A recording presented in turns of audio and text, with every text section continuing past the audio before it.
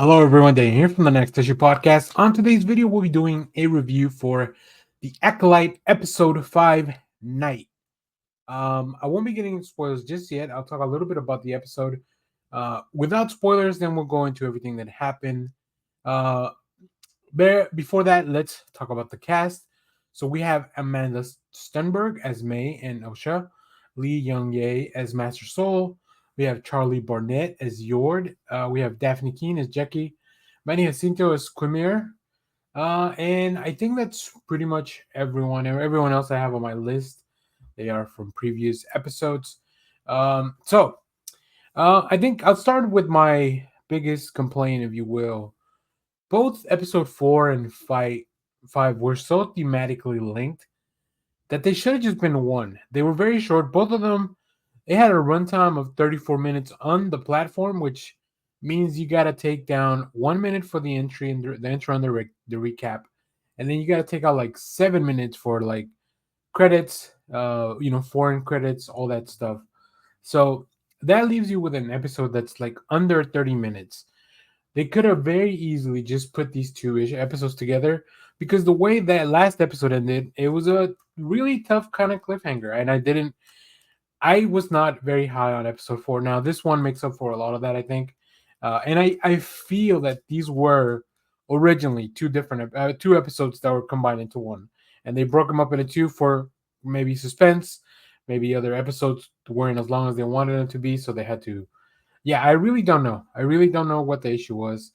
I think I've heard online some of the critiques that the legit criticism of this, that this show also feels like a movie that was cut down into a TV show, which is wild. I thought we were gonna stop doing that, and maybe that edict changed after some.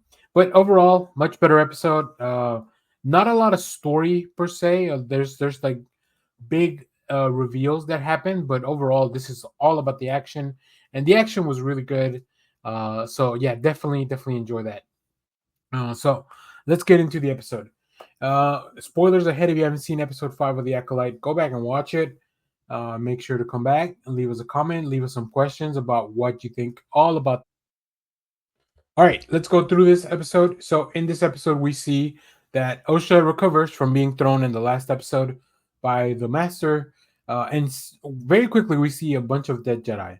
Now, none of the named Jedi that we know, at least not yet, and we see here that the Master is very easily defeating a lot of these Jedi. He does some weird thing. I don't know, either his helmet or something that he has. He causes some kind of interference with lightsabers, I don't know exactly what he's doing. Maybe he's just using the force to like mess them up internally. I don't know. Like he does that thing, and it's very interesting. I'd never seen something like that, so I thought that was a very cool aspect. His fighting style is very raw, very like uh, it doesn't feel like any of the other Sith type of fighting styles that we've seen before. So we also see as the Master pursues Osha, Soul comes to the rescue. This is where begins probably the best fight of the episode. Soul and the Master have really like just great battle all throughout. In the meanwhile, we see that Yord and Basil will take Osha back to the ship because Soul mentions Soul wants to protect civilians, if you will, right? This is a Jedi mission after all. Um, we also see that Jackie ambushes May, and man, Jackie is intense for a Padawan. She's going all out. Yeah, really cool.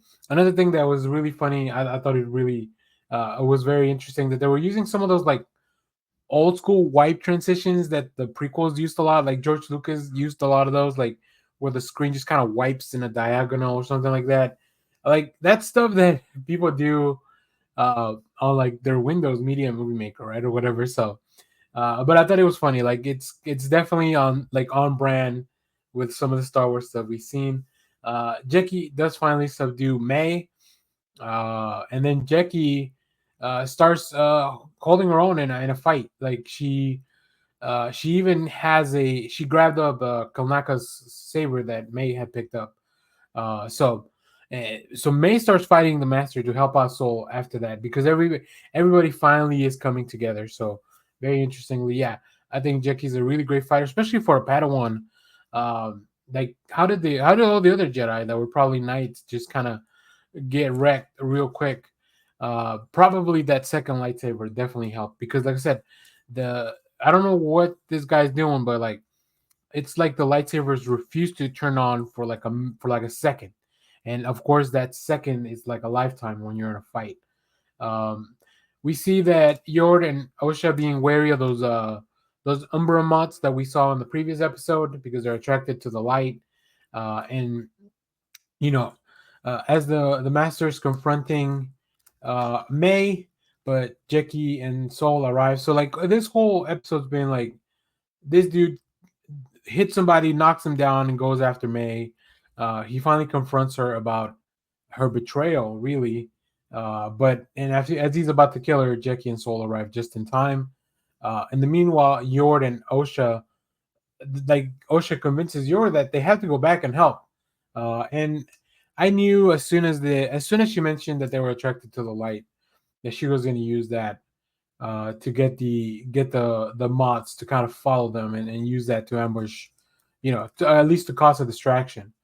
Uh, we do see that the reveal of who is behind the mask, and I think a lot of us knew that who it was based on last episode. Uh, Interestingly enough, it is Jackie's attack that reveals that she hits him in the. She realizes that his helmet is doing something to the lightsabers. I think that's what it was. I don't know if that's correct. I just kind of that was my impression of it. And she goes for the helmet. She hits him a couple times. There's a lot of physical attacks here, like without the lightsabers, which is interesting. So it is revealed to be Quimir, played by Manny Jacinto, uh, who I might have not mentioned in the credits, but yeah, it's him, and I think we all knew that it's him. Um, and another thing that just to kind of show you the way that this dude doesn't care about anyone, he kills Jackie. Man, Dead Padawans, oof, rough to watch, and he takes her out like very in a way that it's gonna be very hard to make sure that people like they wanted us to know that she was dead. So also when Soul's like looking at his Padawan, uh Quimir has a quote that just goes like, "What was its name?" And I'm just like, "What the hell?" Like, because to Quimir, like any Jedi that he's killed so far is just a thing, right? They're not people, they're not individuals, they're just things that are obstacles in his way. So then we see Yord and Usha come back, and Yord also gets got like just he gets his neck broken. So like, dude is done. Because obviously now that his face has been revealed, Khmer has to kill anyone that is no witnesses, right, to his identity if he wants to continue to do his things.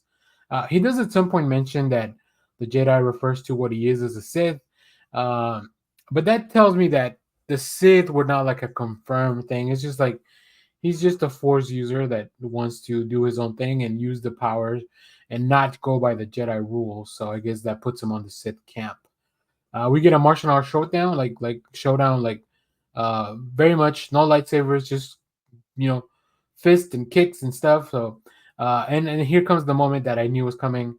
May uses the light in the little robot to attach it to Quimir so that the moths will be attracted to it, and they just kind of a bunch of them swarm him, and he can't really.